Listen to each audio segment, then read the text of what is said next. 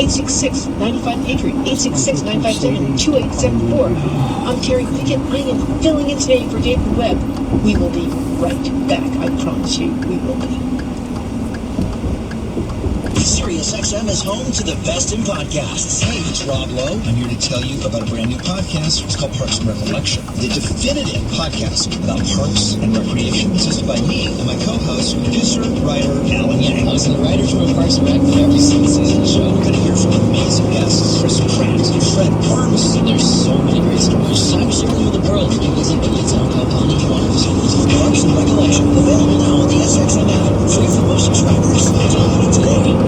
Finding great candidates to hire can be like, well, trying to find a needle in a haystack. Sure, you can post your job to some job board, but then all you can do is hope the right person comes along, which is why you should try ZipRecruiter for free at ZipRecruiter.com/news. ZipRecruiter doesn't depend on candidates finding you. It finds them for you. Its powerful technology identifies people with the right experience and actively invites them to apply to your job. You get qualified candidates fast. So while other companies might deliver a lot of hay, ZipRecruiter finds you what you're looking for. The needle in the haystack. See why 4 out of 5 employers who post a job on ZipRecruiter get a quality candidate within the first day. ZipRecruiter, the smartest way to hire. And now you can try ZipRecruiter for free.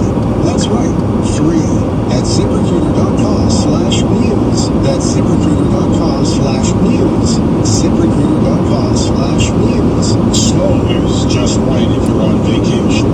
A sloth, or describing QuickBooks, more like slow books. Now's the time to make the switch to NetSuite by Oracle, the #1 financial system.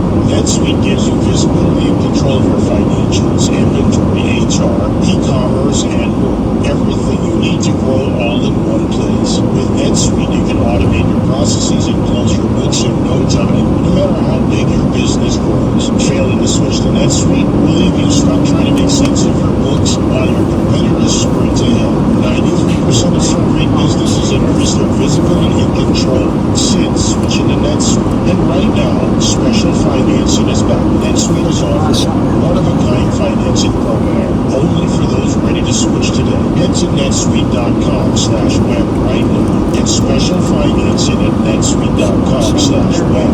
netsuite.com/web.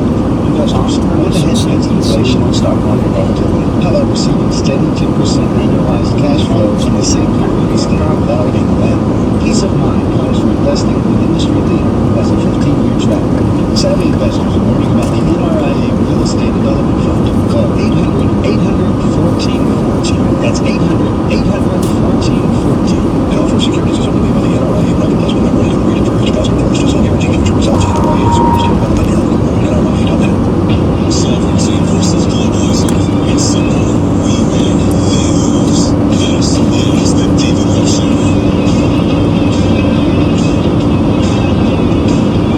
And we're back with the David Webb Show. Guys, I have a treat for you. We have a caller on the line who is running against the woman whose audio I just played, the Colorado candidate who said that she didn't want white men on this Colorado school board.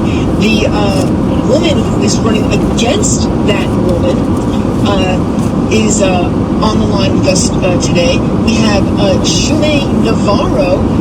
Welcome to the David Webb Show today. Shume, how are you? Hi, good. How are you doing? I'm so surprised to hear that. I'm cultivated. Yeah, fantastic. So you're running against Kelly Bates? Yeah, Kelly Bates. Oh, Kelly Bates. There we go.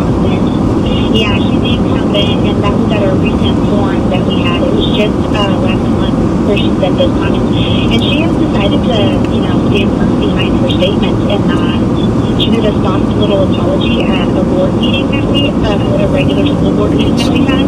It was really just to appease, the crowd. But, when we asked her straightforward, like, we have husbands, we have sons, all that kind of stuff, and she just was like, I didn't mean what I said, So, yeah. That's incredible. So, yeah, tell me more about that. So Kelly Bates, the audio I just played. Actually, guys, can you play that one more time? This is Kelly Bates. She is the incumbent over at Cherry Creek's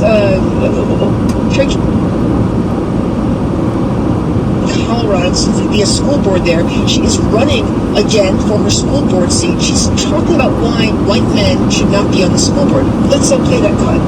First time in the 70-year history of this district that we have 5 women sitting on the board.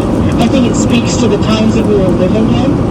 I also believe that we have diversity. I don't think we need a man to be on our board just because he's a man. We have cultural diversity. We have 2 black women who sit on our board.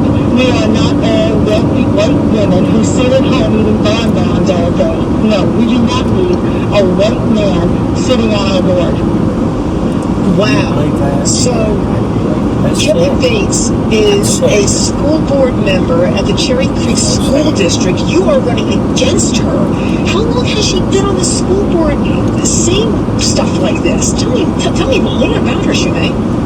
Yeah, so she's been on the school board for 4 years. She is running for re-election. Her initial election, no one opposed her, so she was placed right into that position.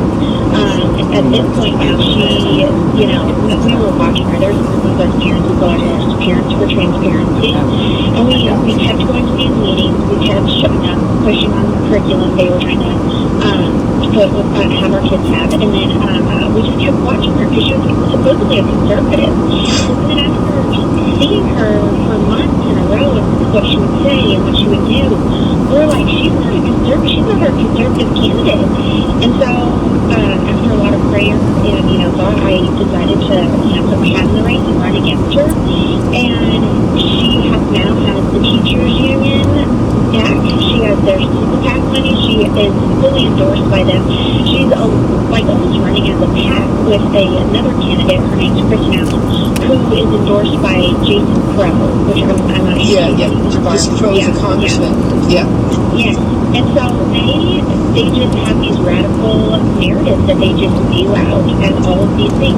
I was thinking before I heard her voice on your thing, I just reflect on things that were said at a recent meeting that had to do with minorities and all that stuff. She made a point to say that she grew up in Louisiana and she saw firsthand the racism.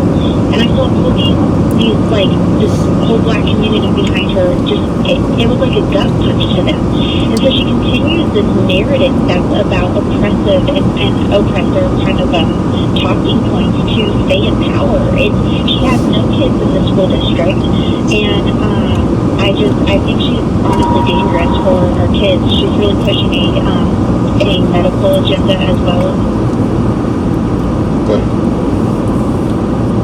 Get out the vote and take her out of that seat. Yeah, so tell me more about this. So now she doesn't even have school, or she doesn't even have kids in the school district. Is she married? She's any family or anything like that? Is she a single woman, or tell me more. Well, she's married. She's married actually to a white man, which I thought was interesting. Because that work is entertaining. Not allowed to sit there. But she's married. She has 5 kids, and she has worked for the last 30 years. She just has volunteered at school and says that she knows what's best for the kids and wants to be reelected based off of those terms. What I'm trying to bring forward is the parent voice. We have the teachers union and all these outside groups. They have such a loud voice in our school, and we've just realized that parents have no voice. We have nobody advocating for parental rights, and that's what you were talking about earlier. And so that's the whole platform. Parent voices matter. They're our main stakeholders. They have withheld information from us. They work hard not to reply to emails. The school district specifically, it has been really upsetting as a parent. I have 3 kids total. 2 of my kids are in the school district, and I've been heartbroken so much so that I've just decided to run against this machine, this political machine, and it's just been a crazy ride. So the vote is on November 2nd, and so we're really hoping to garner as many votes as we can to get her out, because that kind of narrative and that thought process, I mean, they can say as much as they want to that CRT is not being taught in the school, but that's what she said, is that's CRT ideal.